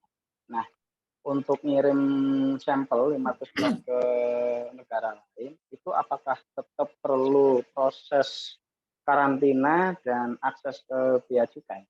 Terima kasih. Untuk komoditas ini udah bentuk tepung siap pakai ya Pak ya? Betul, bahan makanan siap Heeh. pakai, siap diolah. Akan lebih mudah kalau Bapak ciptakan kemasan, Pak. Udah dalam bentuk kemasan, udah ada PIRT-nya, maka itu yang dibutuhkan hanya commercial invoice. Nggak perlu lagi karantina, karena itu kan sudah menjadi produk makanan ya. Produk dalam kemasan itu nggak butuh syarat lagi, Betul. Pak, karena dianggap sudah memenuhi gitu. Jadi kalau Jadi kopinya masih kopi curah gitu ya, Pak ya. Nah, pas kopi curah itu masih butuh sertifikat karantina, tapi pada saat sudah menjadi produk kemasan, udah ada kemasannya bagus, udah ada apa ya, persyaratan kayak kalau yang apa namanya, pemerintah suka menyarankan ya Pak ya, buatlah packaging yang bagus, itu kemudian ada apa ingredients-nya, ada nomor PIRT-nya, itu udah nggak butuh lagi Pak sertifikat karantina, iya. karena dianggap itu sudah apa Ya, namanya, jadi kebetulan sudah memang memenuhi. kemasannya sudah saya desain yang sudah menyangkut apa itu mokaf untuk edukasi ya, siapapun yang baca akan bisa melihat mokaf itu terbuat dari apa, kemudian HS code-nya saya cantumkan, Betul. halal, PIRT, komposisi, diproduksi siapa, didistribusi siapa, termasuk best before atau betul. Iya, itu sudah jadi produk ini Pak, tinggal kirim aja. Paling yang dibutuhkan commercial invoice. Commercial invoice itu berisi berapa sih harga jual Bapak itu. Oh ya, kaitan sama commercial invoice ini Bapak dan Ibu perlu saya informasikan bahwa pada saat mengisi nilai barang apa namanya di commercial invoice itu jangan diisi dengan harga jual kalau barang itu dijual di Indonesia. Tapi isilah dengan harga jual kalau barang itu dijual di sana gitu. Karena apa? Setiap custom itu sangat aware terhadap ini ya, terhadap apa namanya nilai dari barang tersebut. Khusus untuk tujuan Eropa, di sana customnya itu sangat detail, Bapak dan Ibu ya. Jadi sangat detail, dan di era perdagangan online ini tentu saja kita tahu ya, orang beli online langsung dari negara penjualnya itu kadang-kadang dengan tujuan untuk supaya nggak kena pajak sehingga harga barangnya lebih murah gitu ya. Ternyata di Eropa nggak berlaku seperti itu. Karena apa? dia akan memastikan sebetulnya yang dibayar sama bayarnya di sana itu berapa sih harganya gitu. Supaya itu kan kebijakan masing-masing pemerintah untuk memastikan bahwa pajak yang dipungut terhadap pembeli dari komoditas tersebut itu sesuai. Jadi seperti apa ya? Seperti menjaga supaya harga kalau memang dia beli langsung di negaranya dengan beli dari negara asalnya sendiri itu harga perbedaan harganya itu tidak terlalu banyak gitu. Di Eropa itu, tapi sebetulnya di seluruh custom di seluruh Indonesia berlaku yang namanya proses mencari data pembanding. Harga pembanding. Artinya apa? Bea cukai juga nggak sembarangan percaya dengan commercial invoice yang menyertai kirimannya. Apa benar sih harganya segini gitu. Ternyata kalau dijual di negara saya harganya segini kok gitu kan. Kita bisa dianggap melakukan penipuan pada saat commercial invoice-nya dianggap tidak sesuai dengan kondisi sebenarnya. Jadi kalau Bapak dan Ibu yang melakukan pengiriman ke luar negeri, pastikan bahwa komersial invoice-nya itu diisi sesuai dengan harga barangnya yang dibayar oleh bayarnya di sana. Gitu ya Bapak dan Ibu. Ya, satu lagi Bu yang tadi tepung mokaf. Bapak. Yang tepung mokaf tadi, kalau saya ngirim lewat kargo yang lain, itu meskipun tidak masuk kategori DG, tetap diperlukan MSDS. Nah, di pos perlu nggak? Ya. Kalau itu kebetulan kalau tadi apa yang saya jelaskan regulasi terkait dengan karantina itu berlaku untuk seluruh Pak, seluruh. Tapi sebetulnya MSDS itu kan kalau dia udah bentuk kemasan itu kan di kemasan kadang-kadang kan juga ada kan sebetulnya ketentuan untuk misalnya MSDS itu kan dokumen yang menceritakan tentang bagaimana komoditas itu dikelola gitu ya Pak ya. Cara penyimpanannya gitu ya, cara penyimpanannya mungkin di bawah suhu 5 derajat misalnya seperti itu, kemudian harus begini gitu. Kalau sepanjang kemasan Bapak itu sudah tadi memenuhi unsur-unsur informasi penyimpanan itu sebetulnya informasi pengelolaan komoditas sebetulnya itu MSDS-nya sih sudah tergantikan.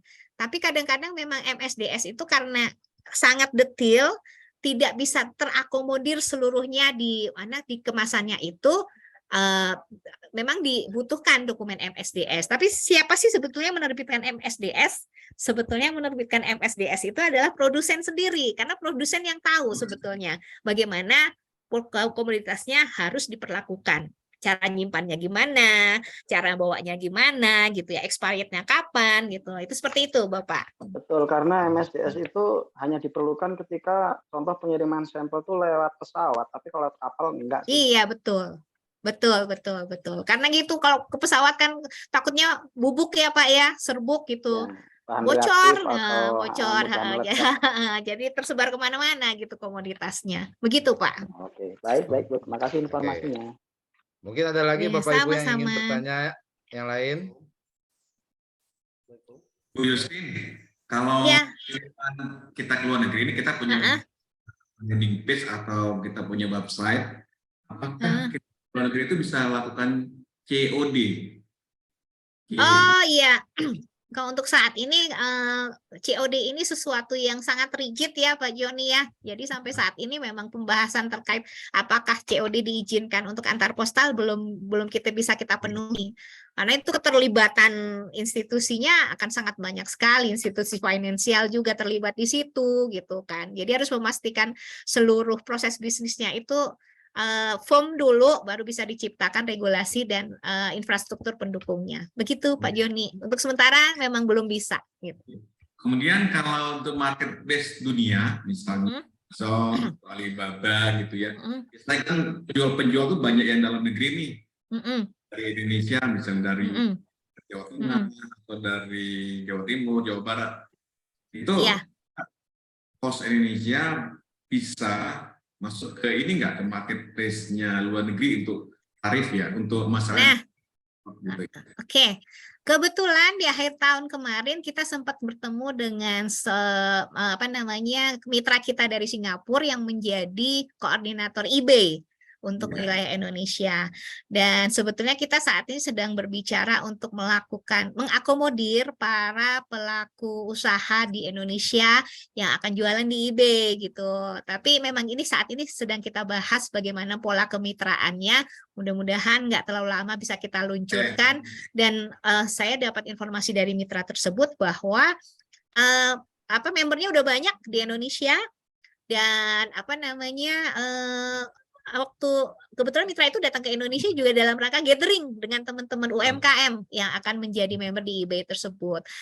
Cuma memang ini arrangement bisnisnya masih dalam proses ya Pak Joni. Saya belum bisa ngomong di sini gitu. Takutnya nanti udah ngomong-ngomong ternyata ada perubahan itu ya prosedur gitu. Nanti aja ya kalau udah fix nanti kita bisa ketemu lagi. Bisa sharing prosedurnya lebih baik lagi. Oke, teman-teman juga mengetahui tarif luar negeri, silakan aja download Play Store di App Store atau di Play Store aplikasi POS aja.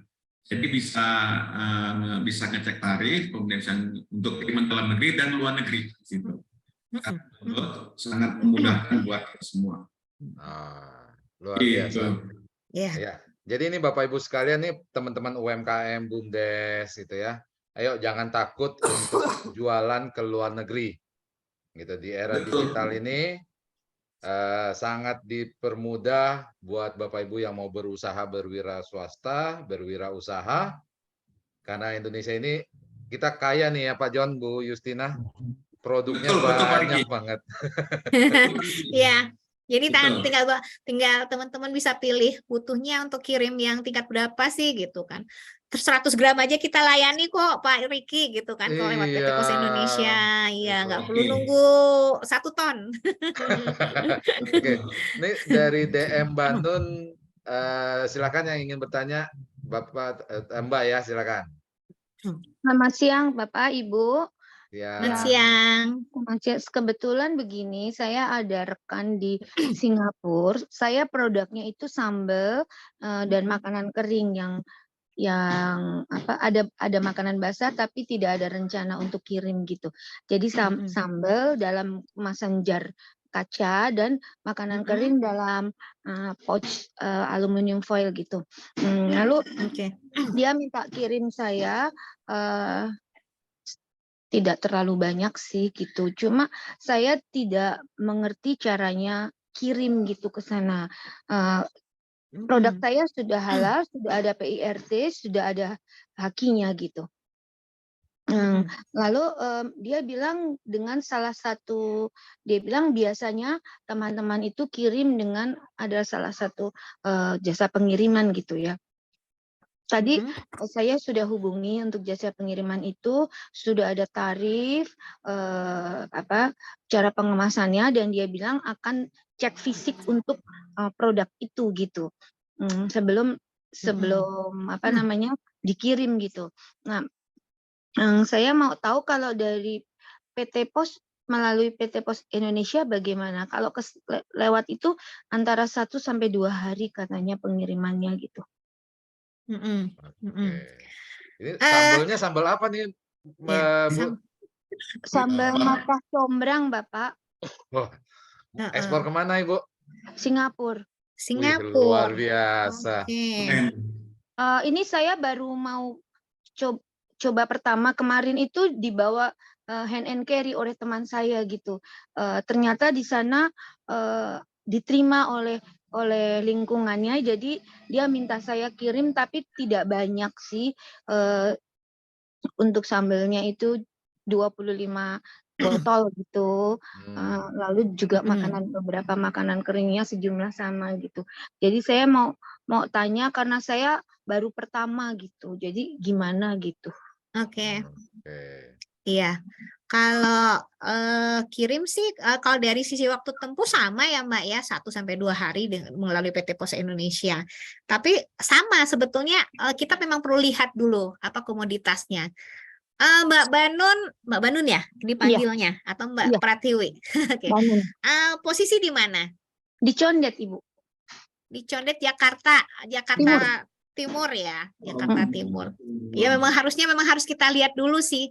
Tapi PT Pos Indonesia memang kita punya produk layanan khusus yang bisa digunakan untuk ngirim komoditas makanan, karena makanan ini memang agak-agak ngeri-ngeri sedap gitu ya kalau istilahnya untuk itu. Apalagi kirimannya berbentuk sambal. Sepanjang kemasannya itu udah kuat, ya udah kuat. Saya suka beli sambal apa namanya, sambal yang di botol itu kan biasanya di atasnya dikasih segel dulu ya, segel dulu baru ada tutupnya lagi. Udah ada udah ada apa namanya, udah ada tadi yang saya sebutkan PIRT dan sebagainya udah lengkap, ya itu tinggal kirim aja. Yang penting packagingnya aman. Packingnya itu pakai apa, Bu Danun? Kemasannya? Saya biasanya itu Pak, kalau kirim, tapi saya belum pernah keluar negeri ya. Kalau kirim ke Indonesia, maksudnya keluar kota sering gitu. Jadi itu setiap sambal kan atasnya itu saya seal dengan aluminium foil ya. Aluminium foil. Kemasannya botol atau pakai botol kaca atau plastik? Botol kaca. Botol kaca saya yang food grade yang langsung klik gitu, karena saya sistem pengawetannya dengan pasteurisasi. Jadi botolnya itu klik sehingga waktu saya panaskan sekian derajat selama berapa itu dia akan mengunci dengan sendirinya gitu. Tapi untuk amannya saya kasih seal gitu, lalu saya kasih plastik lagi, lalu saya bungkus satu persatu dengan bubble wrap. Oh, itu udah bagus banget, Mbak Banun. Udah bagus udah siap itu jalan sih itu mah, Bu sebetulnya. Udah siap jalan. Iya. Jadi itu bagaimana? Maksudnya saya harus tes produk dulu itu kemana, atau pada waktu mau dikirim baru tes produk? Karena kalau yang tadi saya tanya yang direkomend oleh teman saya yang di Singapura itu, kalau tes produk di situ dan akan dibereskan lagi, tapi kan akan sulit gitu buat saya. Kebetulan sambal saya itu kondisi ruang itu tahan 3 bulan nih Bu. Wah. Kalau belum dibuka Gini aja, ya, Mbak gitu. Banun, boleh nggak di-share nomornya ke saya, Japri aja di chat ya. Nanti saya minta tim dari kantor. Ya? Enggak, ini aja, klik nama saya. Ada partisipan di situ. Bentar. Partisipan diklik ya. Kok malah kebuka? Saya juga boleh lah Bu. Boleh ke Pak Joni atau ke nomor saya, Bu Banun, nanti kita arahkan ke kantor pos Rawamangun. Ke kantor posnya ya Pak. Ya, KCU Rawamangun. Nanti teman-teman di kantor posnya saya kasih tahu. Kita punya program itu, tapi kemungkinan nanti petugasnya yang datang ke Mbak Banun belum mengerti betul. Nanti saya pastikan dulu ke kantor posnya gitu. Oh ya, nanti kalau gitu saya saya hubungi dulu, terus kapan saya siap gitu ya. Sebetulnya bisa janjian gitu Mbak Banun. Minta pick up juga bisa ya Pak Joni ya. Kenapa? Boleh. Iya, di pick up aja ke rumah. Oh monggo, kalau itu ya nanti janjian nanti sama ini. Ya. Oke, Ibu. Ya. WA ke saya. Ibu tidak dapat, ini sekarang dapat hadiah nih, dapat hadiah dari kita. Oke. Ini ada bingkisan dari Pos Indonesia buat Ibu. Ya, itu nomor WA saya, Bu Banun. Ya, belum aku screenshot udah hilang Pak, munculin lagi. Ada, itu Ibu klik chat. Klik chat. Klik chat, Bu. Klik chat. Ya. Lalu? Nah, itu ada nomor WA Pak Riki kan muncul. Oh, oke. Ya. Nanti boleh WA saya, nanti kita bantu arahkan ke kantor pos Jakarta Timur. Oke, Bu Banun. Sukses ya, Bu. Dapat bingkisan dari saya ya, Bu ya. Bu kirimkan alamat Ibu biar kita kirimkan hadiah. Ya. Terima kasih Pak. Selamat siang. Sukses Bu Banun Pratiwi. Amin. Terima kasih. Oke. Tunggu kita yang angkat tangan bisa nyalakan video biar kita tampilkan. Izin bertanya. Tunggu Pak Sudirman, ada Mas Vidi, silakan Mas Vidi. Suara saya ada ya Pak ya? Ada. Bapak, Ibu Justina, izin bertanya, Bu, Pak, kemarin tuh ada inquiry ke WhatsApp. Ini kebetulan permintaan yang panjang laundry dari London.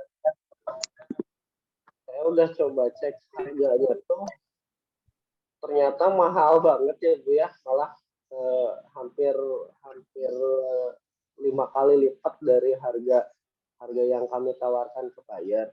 Nah, kalau misalkan seperti itu, apakah ada program PT Pos yang lebih murah gitu Bu? Karena kan ini permintaannya hanya untuk konsumsi, bukan konsumsi, keperluan pribadi si buyer tersebut Bu. Jadi kalau misalkan harganya tuh mahal, jadi nggak masuk harganya gitu Bu.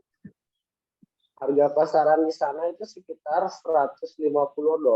Harga yang saya tawarkan itu $35 Bu.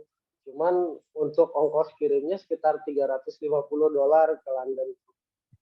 Mohon. Ini komoditasnya apa Pak? Mahal amat itu ongkos kirimnya. Pakai layanan apa? Kemarin Pak Riki malah lebih hafal tarif dibanding saya.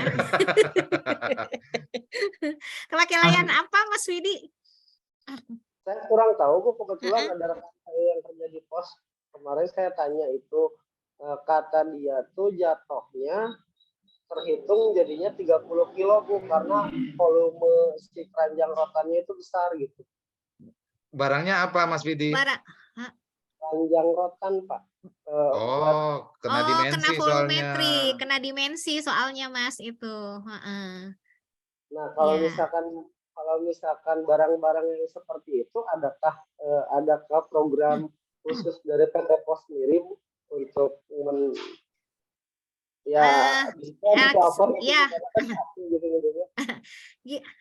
gini, kalau misalnya kaitan sama dimensi itu memang kita dicas sama seluruh pelaku operasionalnya itu memang dengan skema volumetrik Mas Vidi gitu ya. Mungkin akan lebih murah memang kalau dikonsolidasi sih. Untuk mekanisme yang seperti ini tuh akan jatuhnya lebih murah. Kalau satu-satu memang jadinya lebih mahal. Tapi saya juga perlu pastikan kemarin ditawarkan itu layanan apa dulu gitu kan. Karena itu keranjangnya gede atau seberapa sih? Ukurannya berapa dimensinya? Untuk dimensinya panjang kali lebar 50 cm, tingginya 60 cm. Lumayan itu besar. Oh iya sih, besar sih itu. Ya. Karena dimensi ini udah nggak bisa ditawar sih Mas Vidi. Paling yang dipastikan layanan yang digunakan apa. Tapi sebetulnya saya juga belajar ini ya, memperhatikan kemana ya. Beberapa saran dari para pelaku atau fasilitator yang memberikan materi terkait dengan berjualan bahkan di luar negeri gitu ya. Maksudnya Mas Vidi kan sudah punya harga jual gitu ya. Kemudian ternyata ongkos kirimnya seperti itu. Jangan menjadi beban produsen ongkos kirim itu. Sebetulnya bisa dikemas dalam harga jual si barang itu gitu. Apalagi kalau Mas Vidi yakin produknya berkualitas sehingga kalau dijual di luar negeri pun juga tadi berapa 150 USD ya di sana ya.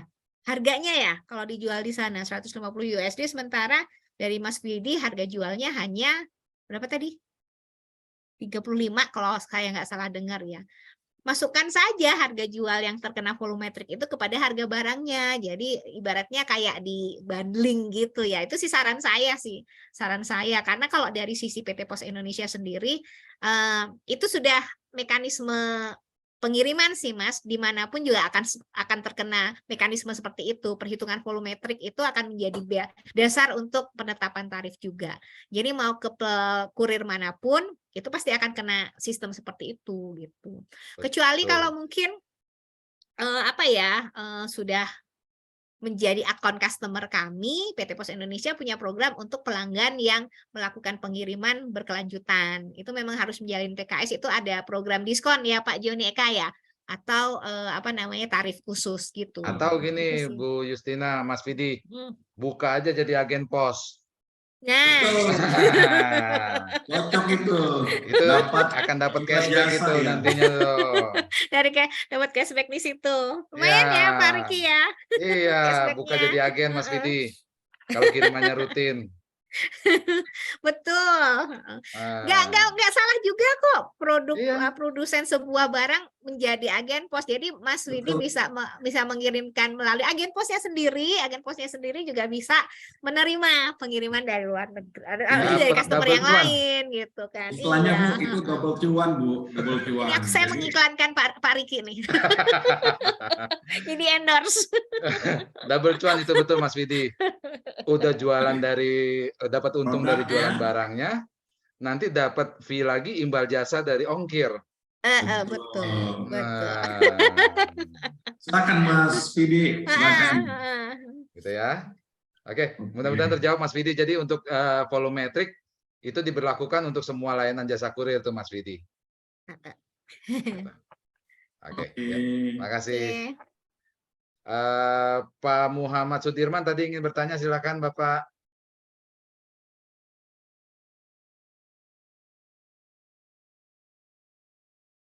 Pak Sudirman, oke. Sampai menunggu nih. Selamat. Iya. Assalamualaikum warahmatullahi wabarakatuh. Waalaikumsalam. Apa kabar baik Pak Eki, Pak Kiki. Iya. Ketemu lagi nih Pak Eki. Oh, Pak Sudirman. Ya. Berlanjut tempo hari kita dengan ya ide botani ya. Betul. Dengan Pak Nur ya. Pak Nur hadir ya Pak? Dengan Pak Nur Alis. Nah, jadi Pak Nur Alis kemarin kan saya tanyakan apakah mungkin ide botani untuk marketplace itu untuk ekspor dan juga untuk lokal. Kata dia mungkin, kata beliau bisa. Jadi sudah sejauh kemarin saya dimintakan sampel produk. Produk saya itu kopi khas di Semendo, di Sumsel. Itu ada kopi Arabica, kopi Liberica, dan kopi Robusta yang bubuk ya. Kemasan 250 gram. Kemudian ada gula aren yang kemasan foods yang 350 gram. Ada wedang jahe, ada 2 wedang. Dan yang ketiga yang putih-putih, kok jadi lupa. white pear, sahang yang ketiga sahang. Nah, kemarin masih menindaklanjuti itu. Nah, ini saya sedikit bingung nih, ada versi lain pos, kita harus ke posnya ya. Apakah ini sama nggak dengan marketplace itu Pak? Karena kalau marketplace kan nanti produk kita itu kan dipajang melalui foto-foto. Nah, sekarang kita dihubungi bagaimana maksudnya? Jadi kita harus bawa ke pos barang kita itu atau sesuai kemasan yang diinginkan. Kemudian kebetulan kita kemarin ikut dengan alumni IPB dengan sekolah ekspor itu, 4 pameran di Belanda itu. Nah, ini produk itu baru yang kopi yang ditanyain ada. Kalau pasar Eropa, gula aren kaitannya udah banyak. Nah, mungkin saya menanya lebih teknis nih Pak atau Ibu, apakah kita tidak lagi mengurus lagi izin segala itu? Ya, kemasan saya kan barang saya di Palembang. Maaf saya batuk. Barang saya di Palembang. Bagaimana ini? Jadi harus ke kantor pos Palembang atau versi tadi ya, versi marketplace pos atau bagaimana? Jadi barangnya kalau sesuai pesanan saya sudah siapkan sesuai kebutuhan. Gitu. Makasih Ibu. Assalamualaikum warahmatullahi wabarakatuh. Terima kasih Pak Sudirman. Kirimannya tadi apa Pak dari Palembang? Kopi Arabica, Robusta atau Liberica yang bubuk. Oke, kopinya itu sudah digiling bentuk kemasan atau masih biji? Kemasan, sudah kemasan. Sudah digiling ya Pak? Bentar, saya ambilkan di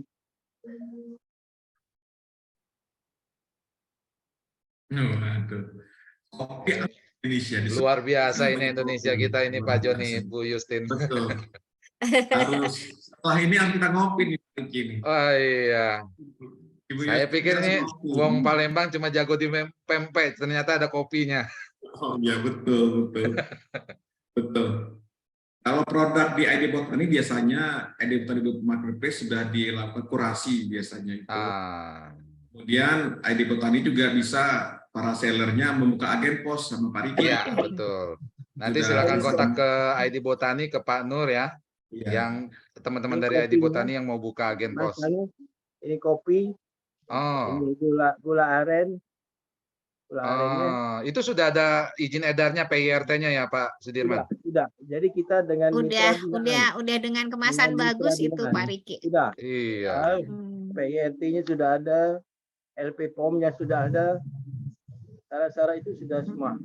Wah, itu udah tinggal ekspor aja, udah nggak usah ke kantor pos itu Pak Tinggal Sudirman. memasarkannya ini. Tinggal gimana teknik memasarkannya. Minta Apakah dijemput aja Pak.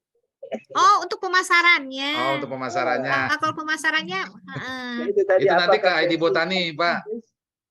iya. Kalau pemasarannya ke ID Botani, Pak. Tapi kalau Ya, PT Pos nanti- Indonesia membantu pengirimannya. Betul. Gitu. Nah, untuk itu Bapak udah nggak usah ribet, itu paling hanya nanti ketika diekspor, koreksi kalau salah Bu Yus, Pak John, hanya butuh untuk komersial invoice sama form CDS-nya aja tuh Pak Sudirman, karena produknya sudah mantep, sudah produk mateng, sudah jadi itu.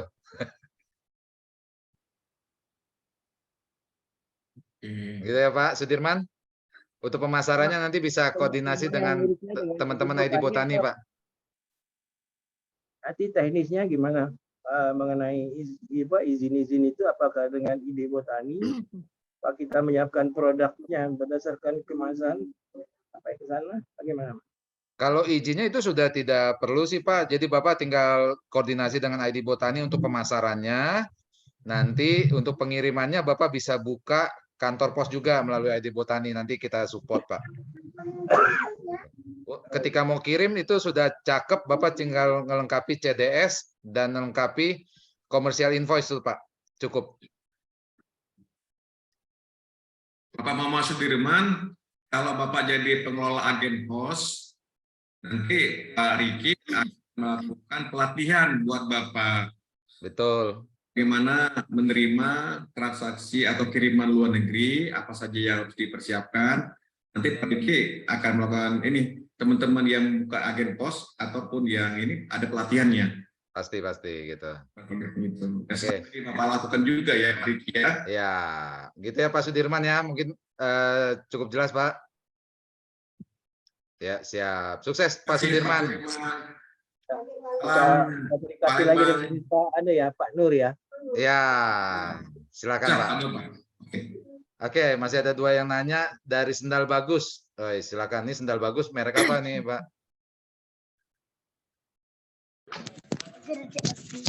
Ya, halo, assalamualaikum. Waalaikumsalam. Perkenalkan, nama saya aslinya Umi Hadi. Cuman ini nama brand dari merek sandal, Sandal Bagus ya. Di mana Pak? Di Madura Sampang Pak. Oh, sendalnya sendal apa ini? Sedang produksi. Ini sandal spon Pak. Oh, Ini kan saya sangat minat sekali karena memang untuk ekspor pernah. Jadi saya perlu sekali untuk belajar gitu Pak. Belajar praktek rasanya kayak percuma gitu kan. Nah, jadi saya mau belajar, mau mencoba dulu, tapi bayarnya memang saya belum ada karena memang belum pernah promosi ke luar negeri gitu kan.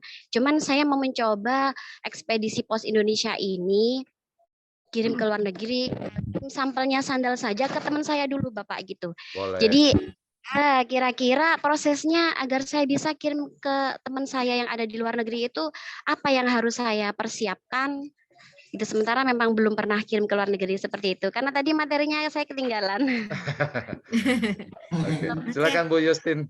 Ya, dengan Ibu siapa Bu? Maaf. Bu Umi. Umi Hadi tadi ya. Iya, oke. Semoga sukses ya Bu usahanya. Kalau sandal sih notabene sebuah komoditas yang gampang ya Bu ya gitu. Tinggal kirim aja, isi custom declaration. Tadi pakai www.booking.posindonesia.co.id. Ini materi udah saya share, tapi saya berusaha kirim ke chat itu susah. Jadi saya kirim via Pak Joni Eka di Telegram. Nanti tolong di share ya Pak Joni. Jadi tinggal isi custom declaration aja Bu.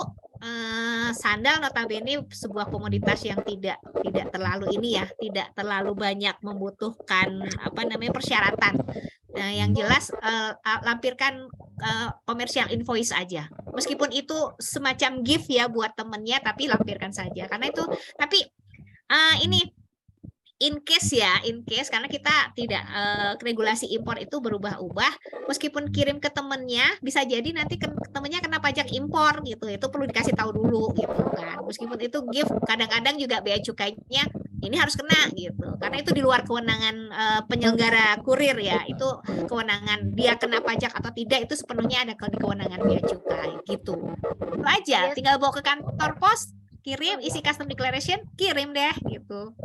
Nggak usah pakai surat-suratan gitu, saya harus Enggak, kalau itu sandal sih notabene udah merupakan produk jadi ya, jadi lebih mudah pengirimannya. Sandal, baju itu nggak perlu segala macam karantina dan sebagainya. Gitu Bu Umi. Berarti tinggal packing terus bawa ke kantor pos ya? Betul. Oh, boleh tahu untuk kisaran harga pajak itu berapa ya? Kalau misal ke Singapura? Nanti untuk pajaknya beda-beda sih, Bu Umi Adi. Jadi masing-masing negara beda-beda, dan di Singapura juga kita nggak kurang. Ketentuannya gimana kalau di Singapura barang berapa dolar, Bu Justin? Saya lupa ya kalau Singapura itu berapa ya. Lebih tinggi dari Indonesia sih Pak Riki. Kalau Indonesia kan cuma 3 USD ya.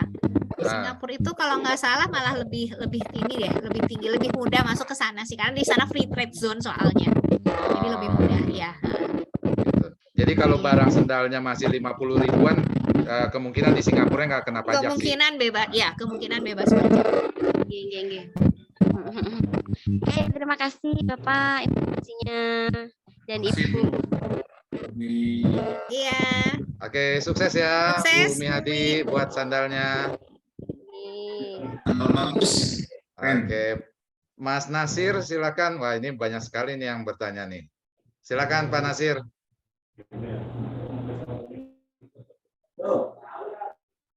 Di unmute dulu Pak suaranya Pak. Ya, silakan Pak Nasir.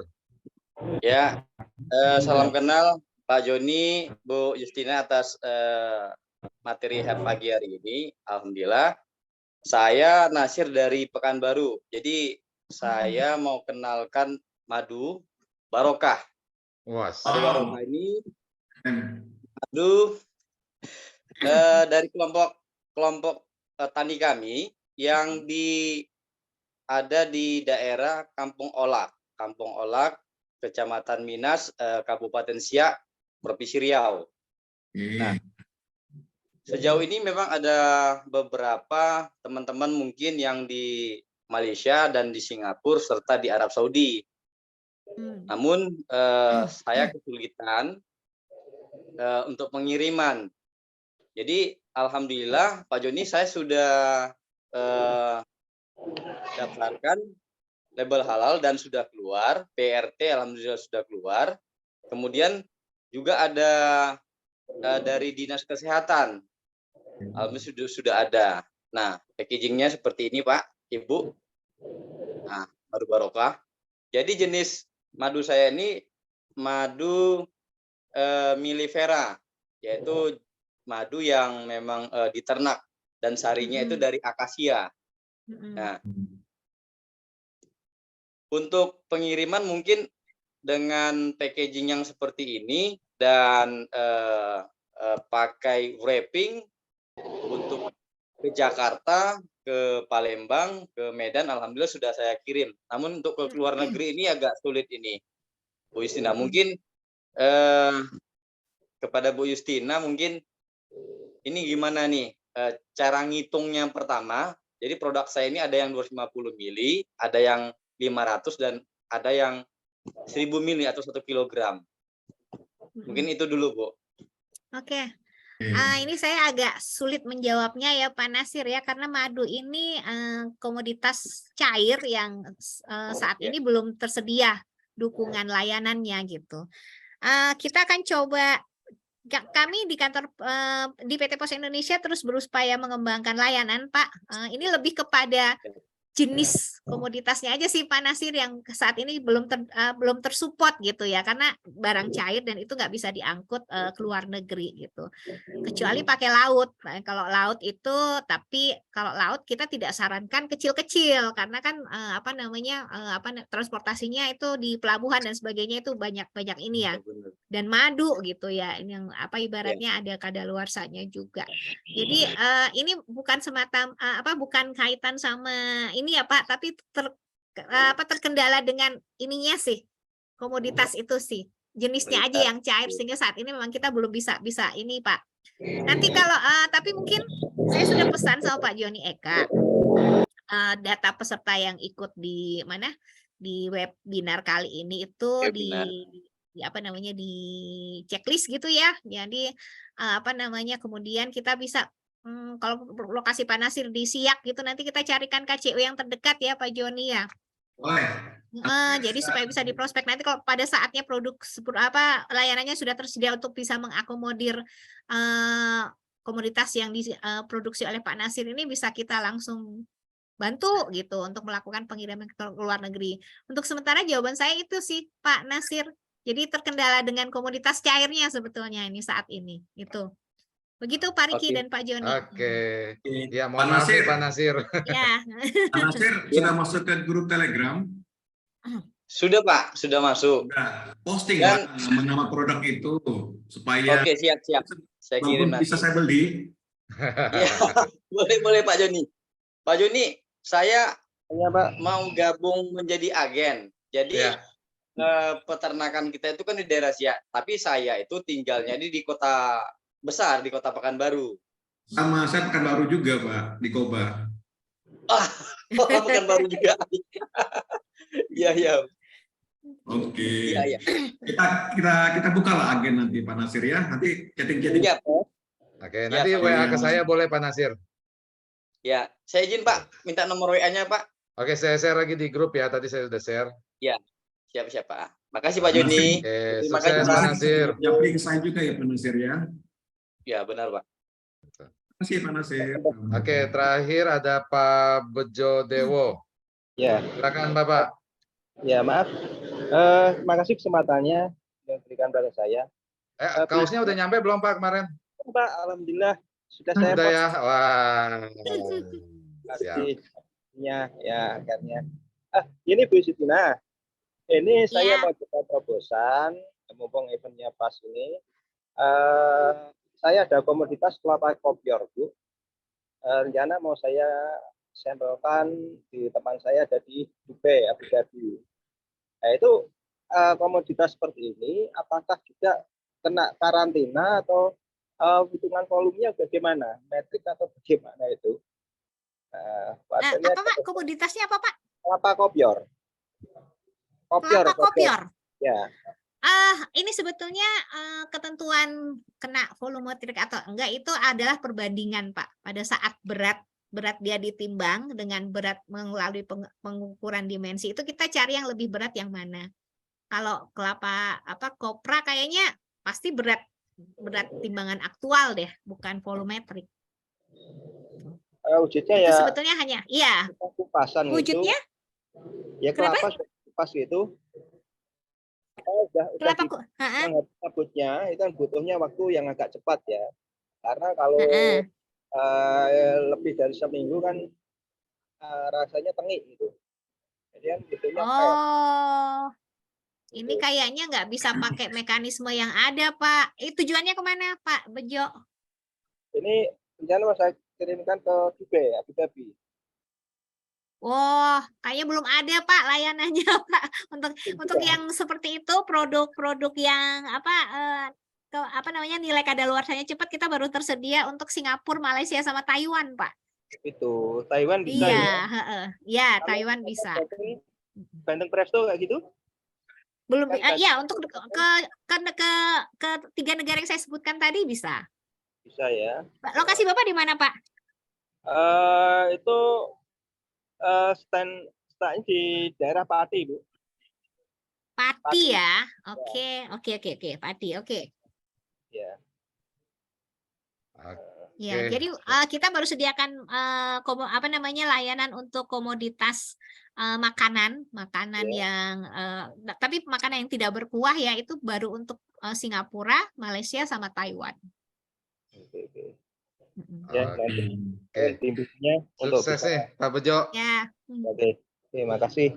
Oke, makasih Pak Bejo. Oke, Pak Riki, ada paparan kita dari Pak Riki. Nah, ini saya mau kasih bisnis Sebentar Pak tambahan. Riki, Oh ya, Bu. saya boleh jawab? Ini kayaknya ada yang nanya lewat chat ya. Oke. Yang kaitannya sama batik jaket, Mas siapa tadi ya? Sebentar. Karena harus scroll up. Ketiban ya soalnya. Iya, ketiban. Batik Ada yang Mas tadi yang disebutkan itu saat ini mungkin baru tersedia pakai layanan pos ekspor, Pak, gitu ya. Bisa pakai pos ekspor. Dan itu sih nggak perlu karena sudah berbentuk jaket sama posisinya seperti tadi kiriman sandal, hanya perlu mengisi custom declaration dan melampirkan commercial invoice saja gitu. Itu. Itu kayaknya. Oke, silakan nah, Pak Riki. Bapak Ibu sekalian, jadi sesuai dengan apa yang disampaikan oleh Pak Joni, Bu Justin, bahwa kita nih di Indonesia ini produknya sangat kaya, sangat luar biasa.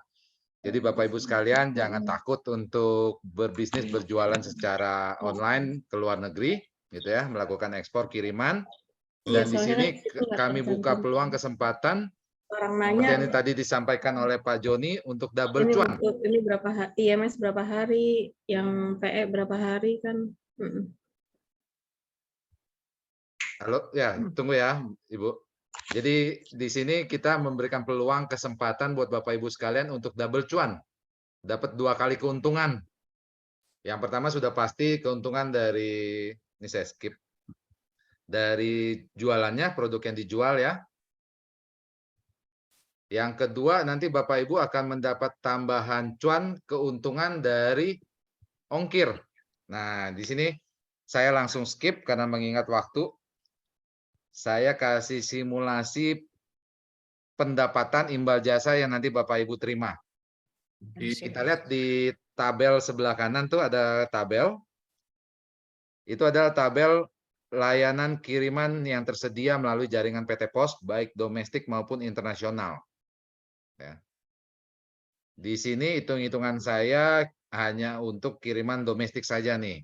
Kita simulasikan untuk kiriman domestik yang paling banyak digunakan masyarakat berkirim dalam wilayah Indonesia adalah yang nomor 2 di tabel, kilat khusus, dan yang nomor 5, ekspres. Ya. 2 produk ini yang primadona kiriman PT Pos untuk domestik. Kilat khusus dengan kiriman 2-4 hari, ekspres ini kiriman 1-2 hari. Imbal jasa yang nanti Bapak Ibu terima, kalau omset jasa kurirnya di bawah 25 juta per bulan, itu 17,5%. Ketika omsetnya sudah di atas 25 juta per bulan, fee imbal jasanya itu naik menjadi 20%. Nah, coba kita hitung-hitung bisnisnya nih. Kita asumsikan dalam sehari itu ada 40 paket dengan rata-rata kiriman ongkirnya katakanlah 25.000. Maka sebulan Bapak Ibu mendapatkan omset tuh 25 juta. Tiring fee-nya 17,5% kalau domestik ya. Maka mendapatkan imbal jasa 4.375.000. Nah, kalau omsetnya katakan sudah 100 juta sebulan, itu fee-nya menjadi 20% tuh persentasenya Bapak Ibu. Sehingga mendapat imbal jasanya 20 juta. Nah, kalau untuk kiriman luar negeri, itu ada produk dari PT Pos yang nomor 1 RLN, lalu nomor 6 ada IMS, nanti IMS ini ada dokumen dan barang ya. Itu IMS sendiri Bapak Ibu akan mendapatkan imbal jasa 16% tuh paling sedikit. Paket cepat internasional 13%, pos ekspor 11%. Ini lumayan nih Bapak Ibu, kalau ongkos kirimnya 100.000 pakai pos ekspor, Bapak Ibu udah mendapatkan fee imbal jasa 11.000. Kalau kirim ongkirnya 100.000 ya. Kalau ongkirnya 1 juta, sudah dapat cashback 110.000 lagi. Jadi double cuan. Nah, yang paling banyak digunakan untuk kiriman internasional dari layanan PT Pos primadonanya adalah IMS yang nomor 6, nomor 7 paket cepat internasional, sama nomor 10 pos ekspor. Ini kalau IMS yang banyak kirimannya IMS, ini lebih besar lagi tuh fee-nya, 16%. Nah, kelebihan layanan di IAK, kenapa harus bergabung lewat IAK? Kita sebagai strategic partnernya PT Pos, yang pertama, satu saldo. Nanti untuk transaksi mau bayar-bayar, mau top up, mau kirim-kirim, ini cukup satu saldo Bapak Ibu. Satu deposit. Lalu yang kedua, aplikasi nanti ini bisa berjalan di Android dan di web. Mau pakai handphone, mau pakai laptop, ini bisa pakai. Yang ketiga, fee atau imbal jasa di IAK kita berikan harian Bapak Ibu. Hari ini transaksi, besok terima fee. Langsung masuk ke saldo deposit. Yang keempat, imbal jasa layanan jasa kurir. Ini kami tidak potong PPh Bapak Ibu. Jadi pelaporan pajak ini ditanggung masing-masing pihak. Jadi kita nggak potong pajaknya. Nanti Bapak Ibu setorkan sendiri perpajakannya melalui kantor pajak masing-masing. Jadi kita nggak potong pajak. Lalu yang kelima, pembatalan kiriman itu saldonya langsung balik saat itu juga selama kiriman belum di manifest. Dan untuk Bapak Ibu sebagai pemilik, di mana yang menjalankan nanti ada admin, Bapak Ibu ini bisa mendownload laporan transaksi, ya. Ini detail. Jadi pergerakan saldonya nanti bisa dimonitor. Mungkin ini singkat peluang bisnis yang bisa diambil buat teman-teman UMKM, buat para wirausaha, teman-teman mahasiswa yang jualan online, baik lokal maupun internasional ya. Silakan dapatkan double cuan. Kalau kata saya sama Pak Joni, double cuan Pak Jon. 2 kali untung. Oke, mungkin satu penanya lagi sebelum ditutup ya Pak Jon, Bu Justin. Oke, Tanya. Dari Ibu atau Mbak Sudarti, silakan. Pak, Oh ya? halo. Ya, saya Budi. Mau tanya itu kalau misalnya mau join pos supaya jadi agen pos itu modalnya berapa ya? Modal apa ini? Minimal depositnya. Minimal deposit tidak ada minimal, Pak. Jadi disesuaikan dengan kebutuhan. Pendaftaran dan lain-lain. Ya, depositnya tidak ada minimal. Jadi misalkan Bapak deposit 100.000 berarti hanya bisa transaksi ya sebesar 100.000. Nanti ketika transaksi saldonya terpotong habis. Nanti baru isi lagi gitu. Kalau misalnya untuk biaya pendaftarannya? Untuk sekarang komitmen dari IAK dengan Pak Joni, kita biaya franchise-nya gratis tanpa biaya pendaftaran, Pak. Gitu. Tapi karena gratis, jadi semua perlengkapan peralatan kalau renovasi kalau dibutuhkan itu semua disediakan oleh Bapak ya. Siap. Nah, komputer, printer, timbangan gitu. Siap. Oke. Nanti kalau lebih jelas lagi silakan WA ke saya, Pak. Baik. Oke, Pak Jon, karena sudah mau jam 12, mungkin boleh ditutup, Pak Jon? Oke. Oh, kayaknya luar biasa nih pada hari ini. Terima kasih tadi rekan-rekan semuanya, para peserta webinar ke-52. Ini merupakan rangkaian dari Postpreneur Series. Kita dalam bentuk kegiatan webinar untuk para pesertanya, para usaha UMKM, koperasi, UMDes, mahasiswa, dan pelaku usaha lainnya. Sesi kali ini tentang ekspor dan sudah disampaikan oleh Bu Yusti. Beliau VP Development dari Pos Indonesia. Kan yang terkait dengan pertanyaan atau yang belum dijawab pertanyaan, silakan japri saya. Nanti saya akan forwardkan ke Bu Justin untuk bisa dibantu itu jawabannya.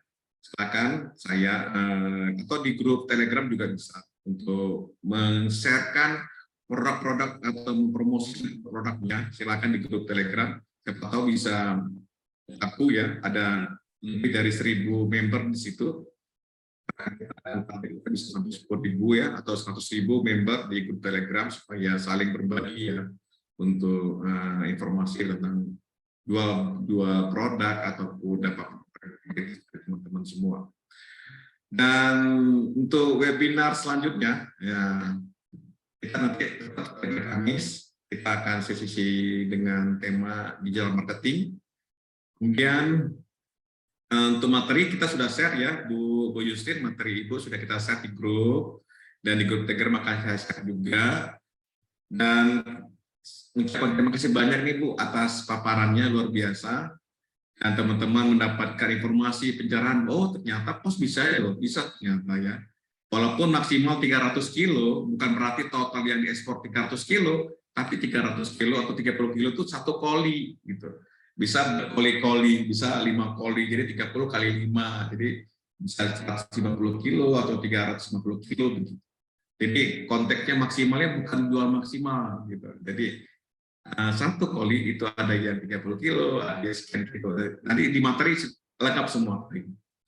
Untuk yang membuka agen pos, silakan hubungi ke Pak Riki untuk kemudahannya, dan tentunya nanti ada pembinaan setelah membuka. Kita akan buka pelatihan juga buat member yang dari Pak Riki. Pak Riki ada sesinya juga ya untuk melakukan webinar buat pelatihan lokal terkait bagaimana membuka agen pos, bagaimana menerima transaksinya di loket.